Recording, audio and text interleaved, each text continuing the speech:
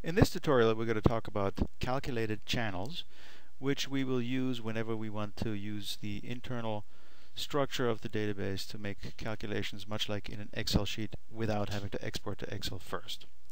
So to start off with, we have a database here with a couple of rooftop units. We're going to first separate their channels like we did earlier on by saying create new folders, and then we're going to recognize the letters ACU, two underscores, and a digit, which should show ACU1 and ACU2. There we are. There's an earlier video that shows how to do this in more detail. In each of them, we have compressor stages. I can go up here and look as well for the word stage, for example. So there's 4 compressors in the first unit, and same thing I think in the second unit, so 4 compressors in each. If we want to look at how the units perform on average, let's say throughout a few weeks, I could make a line chart and simply plot the performance of those compressors by dragging them in here, and so we see that they run. But it doesn't really say very much about the overall performance of the unit, since of course they're all overlaid and each compressor runs by itself. So this isn't going to give us a very clear picture.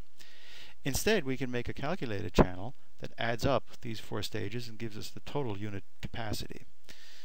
And in the new channel menu, there is both psychrometric channels and formula channels. So in here we'll start with a formula channel. These typically start with the letter 001, so I'm just going to search for 000, and there it is. There's our formula channel. Open that up, and here's a selection menu of available variables. These are the ones, in this case, from the ACU1 folder. So wherever I make this channel is the set of variables it can use, and I'm going to simply drag compressor stage 1 in here, type plus, drag compressor stage 2 down here, and so on and so forth. And there is a fairly large set of formulas, including if statements and other available trigonometric functions that are in this menu. You can type them or you can simply use them. That's it. So there's our formula channel. So I'm going to close that again. Actually, maybe I'll rename it first, and I'll call this ACU total capacity, something like that. There we go. So now if I make a chart that shows the total ACU capacity, new line chart,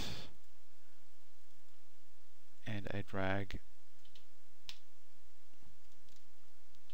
typing the word total finds it, drag this in here. Now I can see the overall capacity of the unit as it goes through the various daily stages.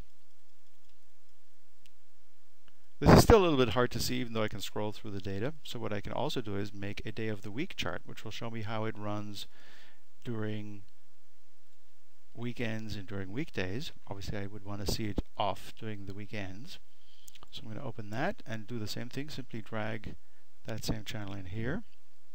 And so now we can see these are arranged by Saturday through Sunday. A little bit hard to see, so I'm going to make this screen slightly larger.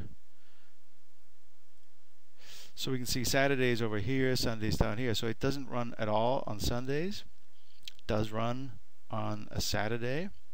So we would look at the operation of that unit to figure out why it does that. You can also see it starts roughly at 6:45, or it stops roughly at 6:45 p.m. and starts the compressors early morning, maybe like 10 o'clock or so.